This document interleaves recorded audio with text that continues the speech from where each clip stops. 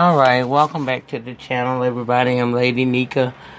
Oh Lord, excuse my voice, family. I'm still getting over that cold stuff.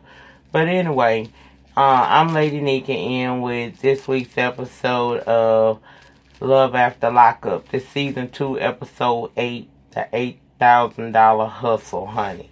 Now, child, I ain't gonna bust out laughing this time like I normally do. I'm gonna try my best not to do y'all like that this time, but I'm already kicking, cause this show is just, child, this show gives me life. I ain't gonna lie, this show gives me life. Anyway, girl, it opened up with Clint. Y'all know Clint down on his luck, back against the wind, trying to make it. Tracie is a fiend. Child, he all up in his feelings still, cause his goddess, his ivory goddess, that would be Tracie, has run us off with his coin and his car in search of that almighty high from that white girl. Yes, she did. And now he back at home and at work, and he got to confront Haley, which is his ex-wife / boss over at the hotel. So when she sit down with him, she asking him, what the deal be today? So he has to tell her, look, I met her. We got married. We had a wonderful night together. Went back to the hotel. I found out she got a drug addiction. She did a little dope. Then she told me when I woke up she needed some more. And I just, I fell asleep again. And when I woke up, she was gone. Now, did y'all peep out? He was trying, even though he was telling the story how it is, he was still trying to somehow justify that it ain't that bad. Well, I had $200 bills in my wallet, but she only took one. She didn't take the ring. She didn't take my credit card or my debit card. It was right on the counter now. I don't know if she didn't see it, but she didn't take that. Boy, at the end of the day, she still ran off with your shit, okay? So now Haley is asking him, you know what? If we got the authorities involved, would you be willing to press charges against her? That retard immediately said no. He not willing to do anything against her. He still got hope. So later on, we see him meet up with his mama. Now, mama is fed up. I was willing to accept her. But Clint, you gonna have to really think about this situation, because this girl is an addict. And one of these days, her looks is gonna pass, and all you're gonna be left with is an addict. He don't give a damn about none of that. He still loves him some Tracie. In fact, he gets a phone call while he's there with his mom, and it's Haley over at the hotel. Apparently, a call came through, and it was from a jail, and he wasn't there, so they wanted to speak with the manager. That would be her. She said when she got on that phone, she could hear a woman in the background saying that she just needs to speak with Clint. Now, they didn't say what jail she was in, but pretty much there's his damsel in distress. She done been locked up. And do you know that he felt like that was a gift from God to find out where she was, talking about he ain't got to worry about her being out here a woman alone and all of that. So he wants to, he happy. Mama saying get their marriage and all. He ain't trying to hear none of that. He done heard that girl is locked up. He gonna locate the jail and go get his ivory princess is what he gonna do. Now, I told y'all, this boy elevator don't go to the top floor. And it's quite clear. And I also feel like Clint ain't telling everything. Because, see, Clint was in that room with that girl and she was doing that crack. Clint hit that crack too. I don't give a damn what you say. Clint hit that crack with her child. He ain't telling the whole story. I think that's part of why he don't want to leave her alone, because he know he indulged in that with her. But nevertheless, child, he have his mama not feeling it, says she is not going to sit by and watch this girl destroy his life. Child, he don't give a damn. He just sitting on top of the world because he know now that at least he knows she in jail. Now, which jail it is throughout this great country, we don't know. Because, you know, a crackhead will move around quick on you, baby. A crackhead will be in Dallas today and she in New Mexico tomorrow. They got amazing abilities and strengths. Anyway, child, moving right along. Matt, you don't want no damn job. You are a prime candidate for a person who has become institutionalized. This boy is shiftless as shit. You understand what I'm saying? He don't want no damn job. Working is not on his to-do list, honey. He would rather sit around there, give Caitlyn some of that old fresh out of jail peen, and fantasize about visions of meth dancing in his head. He ain't trying to do nothing to move on with his life. But his homeboy come and get him to take him over to his job. See, his boss got another little sideline company, and he want to help him out, so he got him an interview with the man. Now, this man tells us that he's a former convict himself. He said, look, when I got out, I was serious about never going back. So I had to put in that work. I worked, I think he said he did floors in the daytime and delivered pizzas at night until he was able to get up on his feet, and now he got his business. All he asked this boy to do was to prime down a area that they would be working in. And in priming it down, he could possibly get some paint on his clothes. Now, Clint, you came up with the excuse of, I don't got no other clothes, so I don't want to take a chance of messing up. Had you done the job the man was asking you, you would have probably more than likely gotten that job. But you didn't want that job because, see, you'd enjoy being shiftless and dependent upon your mama. And it's one thing for you to be dependent upon your mama, but you done latched on to this very needy-ass girl who don't seem to be realizing that it ain't just Matt that needs a job. She needs to get her ass up and get a job, too. So you done brought double trouble to your mama this time. You sit there and get into it with this man because he asking you to do some work, and he trying to get you to understand he understands where you coming from. He been there, but he's the prime candidate for someone that would help men who were formerly incarcerated because he walked the walk before. You can't do it because you talking about you don't want to mess up your clothes. If that man asking you to do that work, you were going to get that job. And then you would have got a whole paycheck where you could have bought some more clothes. In the meantime, in between time, if your mama can afford to pay for $133 for you and Caitlyn to go out to eat for no reason when they got a 2 for $20, then I'm sure your mama wouldn't mind buying you a couple of outfits or whatnot to hold you over if you mess up your work stuff. Your clothes that you currently have. Your mama would have done that for you. Because, see, if mama willing to help you when you ain't doing shit, imagine what she'll do if she see you at least putting forth the effort.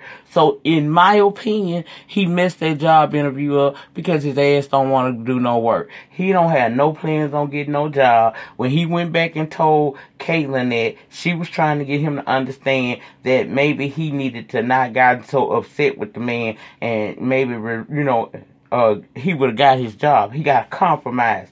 But little Miss Lady, you need to get your ass up too. Not only do you need to be a motivating factor for him, you need to motivate your damn self. Because y'all are wearing y'all welcome out. Mama ready for both of y'all to get on about your business. And she done warned you of what you got. So if you choose to stay with that, you need to handle that all the way like a real woman and not some little girl playing around here expecting a fantasy to become reality. Girl, you better get your shit together. Now, let's move on to Marcelino. Because him and Brittany went out about, I don't know what the hell they was, but it was somewhere nice. It looked like it looked like it was like on the side of a canyon or whatever or something like that, a tourist site. I don't know what it was, but shit, they was there. And she has been feeling guilty because she told him that she has not only talked to but seen her ex Amanda. So when she tell him that, he immediately gets upset. Well, have you seen her? Yeah. When? She came to the the hotel they were staying in. He all beside himself saying that she brought the girl into their space where they lay their head. And my thing is this, we ain't see them screw. I ain't saying they didn't, but we saw them at their pool area, and a lot of stuff could have happened down by the pool area, but we don't know. He basically want her to stay away from people who could possibly get her back into the life that led her into prison. But like she said, and like I said, A, you're going to have to calm down and realize that this is a grown-ass woman. You're going to have to trust her. This is where trust is going to have to come into play. You chose this woman, so now you got to deal with some of the hard facts of dealing with a person who's coming out of a prison. And that is, you got to put your trust in them. The fact she told you proves to me that she cares somewhat about you and she ain't trying to hold no secrets from you. But don't run her off because you got this overbearing personality. You kind of controlling and you look like you got touch a bitch tendencies in you, but you ain't exhibited that to us yet. Then how you gonna get mad at the damn production crew who ain't there to get on camera and verify or deny anything for you? They there to film your ass. Did y'all know about it? Yeah, y'all knew about it. You gonna have to trust that girl or you need to get the hell on. Because you trying to be her daddy ain't gonna work. She don't need one of them. She need a man. What's it gonna be? And just to be clear here, Brittany, if I would have found out that my ex, well, my current is communicating with their ex and had then been around their ex and not told that to me, I would have been upset too.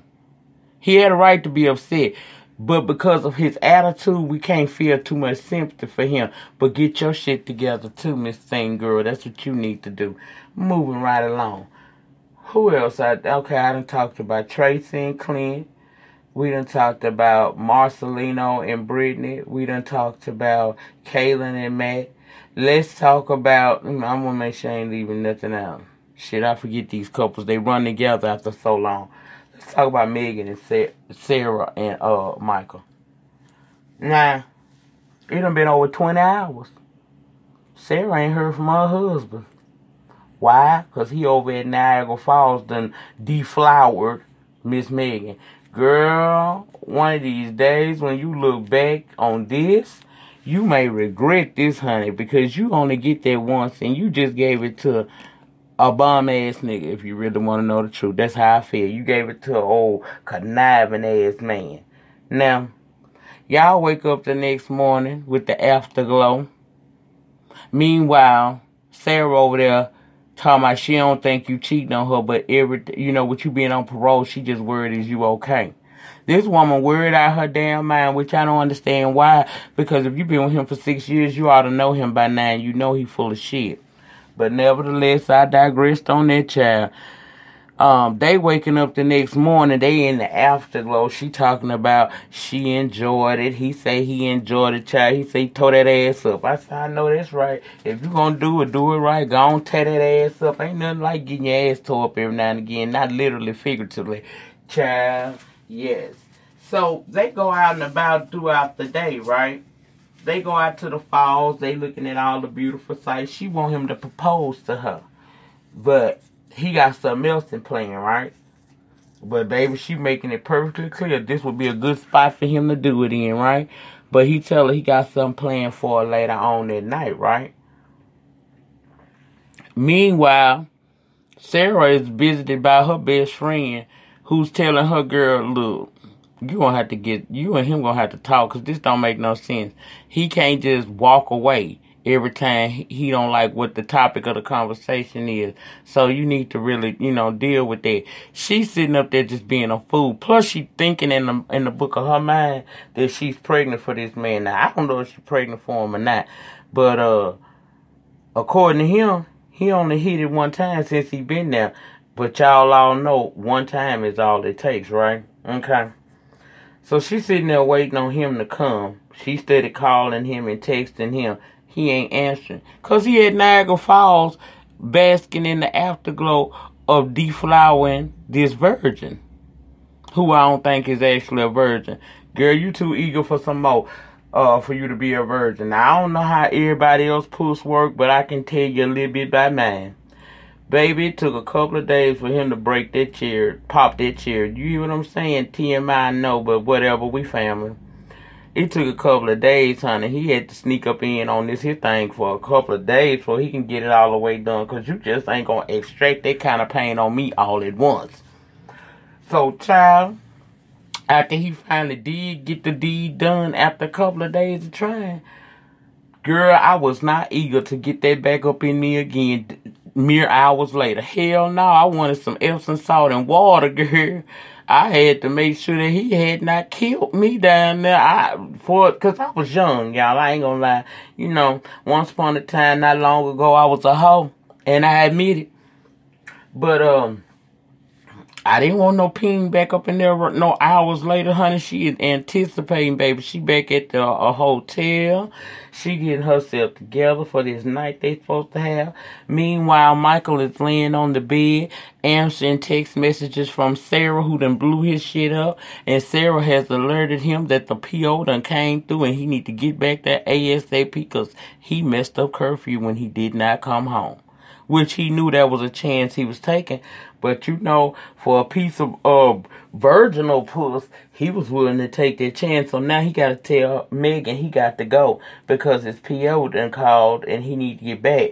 She all upset talking about no. She thought he had handled that as to why when he booked this trip, I figured he had already dealt with his parole officer. And now I don't know if he's going to get in trouble or not. She even wanted that man to go on the run with her. That man said, I'm not going on no damn run for no probation violation, child, please. And I don't blame him. So he got to leave her there in the hotel room where she gets in the bed and just cries like a big ass baby that she is. Meanwhile, he on the phone with Sarah telling her to calm down. I'm on my damn way back to the house. See, this is going to be one big ass mess when this girl find out about each other. It's going to be one big ass mess. Now, word on the curb is Sarah already knew about Megan, but you ain't heard that from me, bitch. You ain't heard that from me. Anyway, let's review. Make sure I didn't leave nobody out. We talked about Marcelino and Brittany. We discussed Clint and Tracie. We discussed Matt and Caitlin. And lastly, we discussed Megan, Sarah, and Nyca. I think, Lizzie. Lord, let me go on down here to Lizzie. I be forgetting about Lizzie and Scott because they just don't make sense to me. Child, they going over to the church because, see, she ain't did a confessional in 12 years and she want to confess her sins to the Lord. Also, while they at the church, she takes the opportunity to tell her daughter, Jasmine, as well as Scott's son, Adam, that Scott proposed and she accepted. Of course, neither one of those kids are happy about their parents getting with the other one.